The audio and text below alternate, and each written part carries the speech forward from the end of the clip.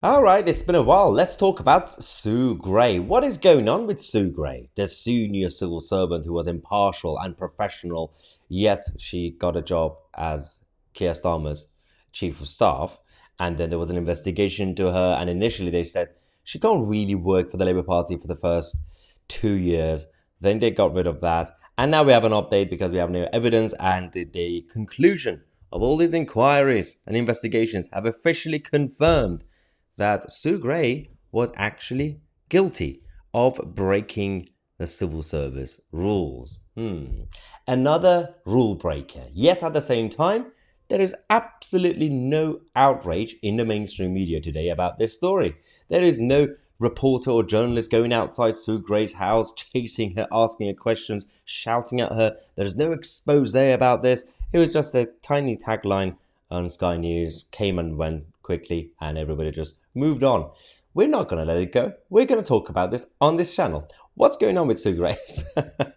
So an assessment signed off by Simon Case, of all people, the head of civil service, the cabinet secretary, and the government's most senior lawyer, concluded that Sue Gray fell short of the requirements of both the Civil Service Code and her employment contract when she quietly took part in talks, secret talks, about joining the Labour Party as Sir Keir's chief of staff. The findings seen by the Telegraph will embarrass Ms. Gray. I hate to Ms. Just say Mrs. or Miss. Anyway, who was formerly in charge of government propriety and ethics. It will also prompt fresh questions about the judgment of Keir Starmer, who has repeatedly railed against Tory sleaze.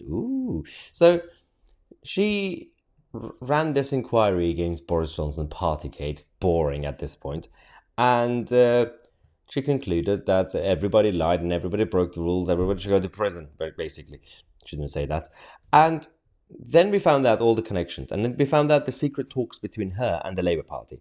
And then we discovered Harriet Harman's cousin is also at the top of civil service in the cabinet office.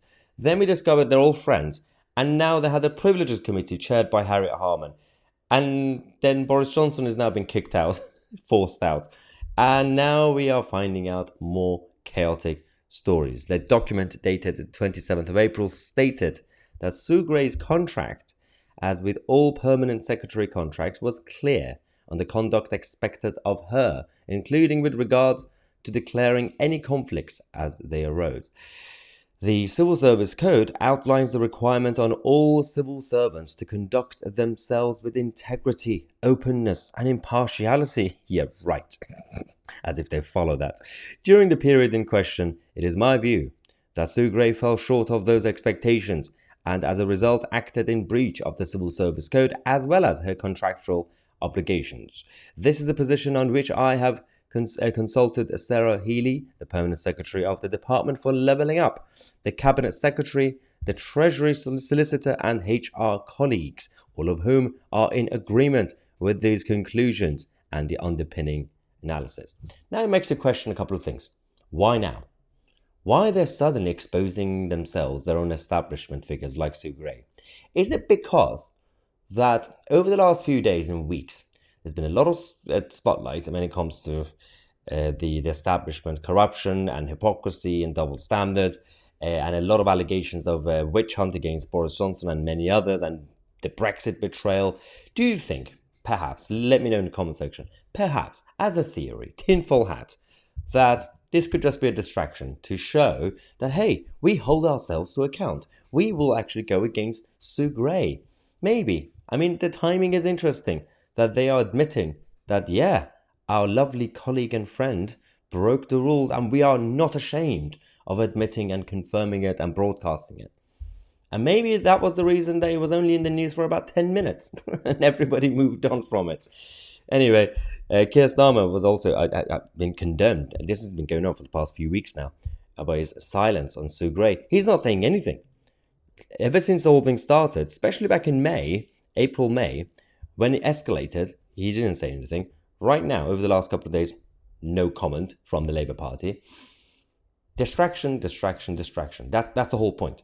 And in the meantime, they're getting away with all the chaotic policies and obstructions when it comes to our democracy and our country. No one's bothered about it, apparently. So that's the latest update, and Keir Starmer has a lot of questions to also answer, because he was involved with his secret talks between Sue Gray, civil service, and the Labour Party. And he actually appointed Sue Gray as his chief of staff and thought everything's normal. That's just normal practice. No one should question it. Imagine if a Tory had done that. The same Keir Starmer would have been completely triggered, would have started some sort of international inquiry, would have sent them to The Hague. But this is, again, the hypocrisy of the establishment. It's brilliant. Both red and blue, and the Lib Dems and the SNP, the bad people in these parties, they're all as bad as each other. And the few good ones in the middle are just completely being ignored, and they are the ones who should stand up for truth and integrity and openness. Or just get out of those parties and start a new party. I don't know, something. We have to change the political system as it is. Not some sort of French Revolution, but we need to drain the swamp of the establishment. Let me know what you think. I'm Mahyar Tousi, and we are the media.